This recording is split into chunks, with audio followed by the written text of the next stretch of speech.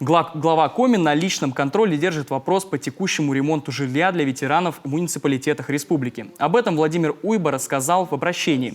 Так, в этом году на эти цели из бюджета региона было выделено 26 миллионов рублей. Сейчас работы идут во всех 20 городах и районах Коми. В части из них ремонт уже подходит к концу.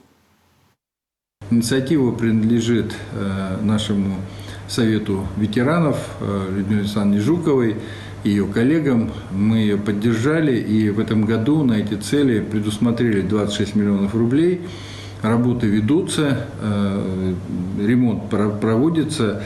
Есть у нас передовики среди муниципалитетов. Это Ухта, Сосногорск, Троицко-Печорск и Ижемский район.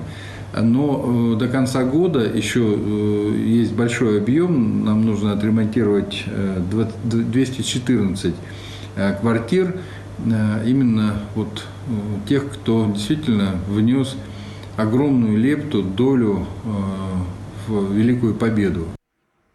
Как отметил Владимир Уйба, это наш долг, а потому ремонт жилья ветеранов будет продолжен и в следующем году.